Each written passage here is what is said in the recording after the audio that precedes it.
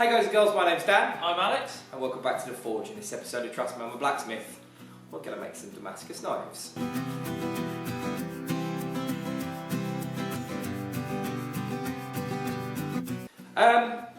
So, some of you said I'm turning to the dark side, and this might look even more like I'm turning to the dark side.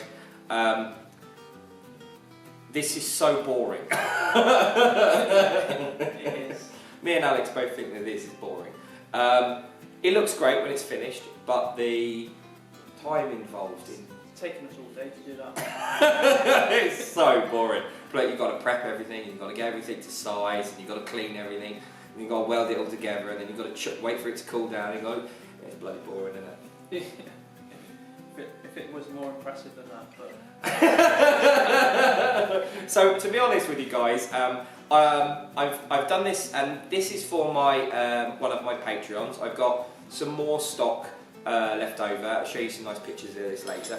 I've got some more stock to make too, so I've got two of my highest level Patreons, and they're both going to get sent a knife each. This is going to be a two-part video, but this video itself might be in two pieces as well because I've got a problem with some software. Anyway, I'll explain that in a minute. But basically, we made the Damascus, we made the knives, and then the next episode will be me making the scales for the handles and sharpening it and hardening it and all that stuff. I'm not going to do that today because we've run out of time basically. And again, more boring stuff that I'm probably not going to be very good at, and it's probably going to take all day. So the effort in isn't worth the effort out. Anyway, enjoy the video of me and Alex making this. I made it all mostly by hand this time. There were some people who didn't like what I put in a video recently about making Damascus by hand. It just takes too long to do it by hand for me, but you know, the general premise is there for you guys to learn how to do it, isn't it? Yeah, I think. that's right. So, anyway, Alex made some of his own as well today, didn't you? Yeah, kind of. You had a little Getting tired at the end. You had a bit of an accident. But So anyway, enjoy the video and I'll see you in a minute. First thing I'm going to do is I'm going to tell you how to stack these, and as I stack them, I'm going to clean them. I'm probably also going to speed this bit up. So you need to get yourself some acetone. Nail polish remover, basically. So if you're having trouble finding it, just go and buy some nail polish remover. It will probably be like purple in colour though. If you buy nail polish remover, it's the same stuff. Okay, I suggest you put some gloves on. I'm a wuss, and all my cuts and my hands sting whenever I use acetone. And I probably shouldn't be getting it on my skin anyway. It probably dries out your skin like no one's business. So, right.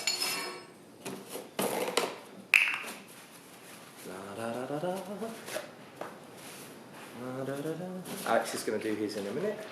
So take a bit of acetone on you, and basically just get rid of all the gunk that it comes with from the supplier. They put like an oil over it. I'm looking at this from the position of like a welder fabricator. I don't want any oil in my welds because that's not going to work very well. I've also taken the angle grinder. I've just scuffed up the surface of the material, get rid of some of the scale that's may be present, but also you know, give a bit of bite when I come to weld this together. So I'm putting these in. Basically, they're going the 42J, the EN42J, and then the 15N20 EN42J, and then I've got 15N20 again. And what I'm trying to do is make sure that there's always 15N20 touching both sides of the EN42J, because that's just going to give me the best chance of sticking these together. Okay, a little bit more gunk on that. So in the middle, I've got 42J, 15N20, 42J, 15N20, and then I've got another 15N20. It's just going to give me a slightly larger, darker stripe in the middle, and then I'm going to repeat that pattern over again. So I'll speed this bit up.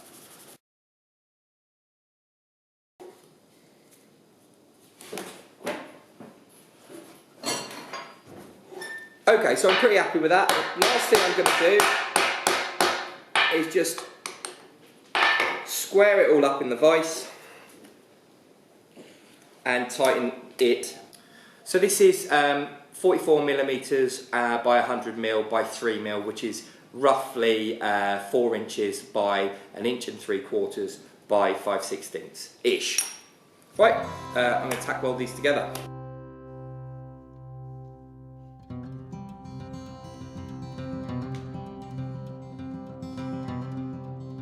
So basically, what I'm going to do now is I'm going to use the TIG welder to join one end up. The last 2 of these I've done, or the last 3 of these that we did, I welded all 4 corners. Now I'm going to try something for this time. I'm just going to weld the end that I'm going to weld the bar to and see if that gives some better results, especially for the initial weld setting. It's a mess over here, isn't it? Right, I'm going to weld this, speed this up a bit, and I'll see you guys in a minute.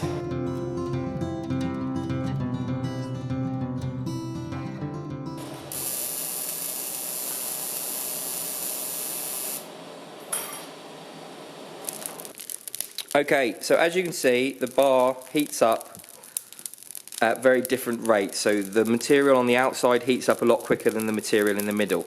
Now what you need to do is called, the process that we call is soaking. So I'm going to take this out of the fire and let that soak for a moment, or you can leave it just over the top of the fire and just let that soak, and basically the temperature will even out inside the bar. Alex is going to put the air back on now, and I'm going to put it back in the fire, and I'm just going to repeat that process until this block is the same colour. Okay, so basically got this bar up to a nice even temperature all the way through, and then I'm just going to take my hammer. I'm not welding at the moment. All I'm doing is trying to remove all the gaps from in between the bar.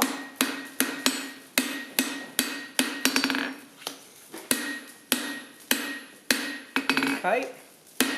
Now you'll have noticed I haven't welded the ends together, and the reason I've done that is because as I weld this, what I'm hoping is going to happen is all the scale and everything's going to get pushed this way and just squirt out the end instead of getting trapped in the middle.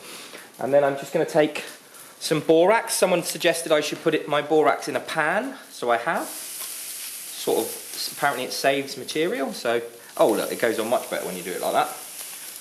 Whoever suggested that, you're a very clever person. Smarter than me, at least, anyway.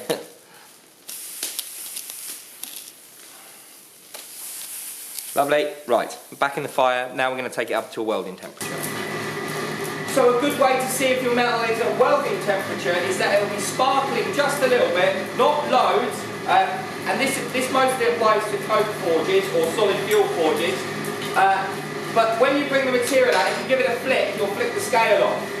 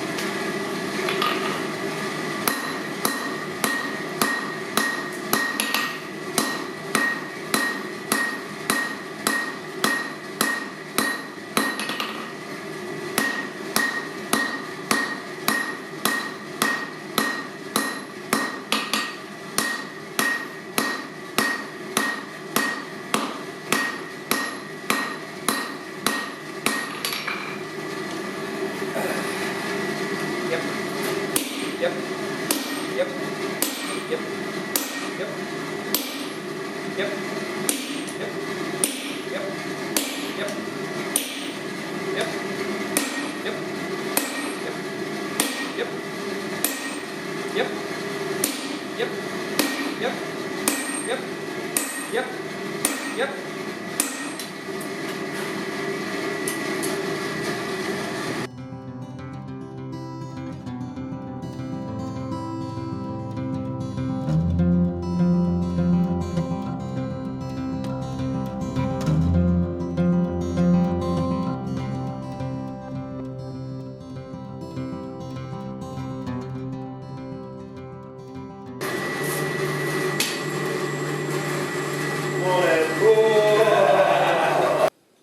So basically I've got the bar here and I've chopped it into 3 lengths and I've cut the ends off, and now what I'm going to do is I'm going to put one of these pieces in the middle and I'm going to twist it, I'm going to put a twist in it, and then the other 2 pieces I'm going to draw out so that they're nice and thin, and then basically I'm going to weld them back together to make about a 20mm, 16mm square bar again. So I'm going to do that now.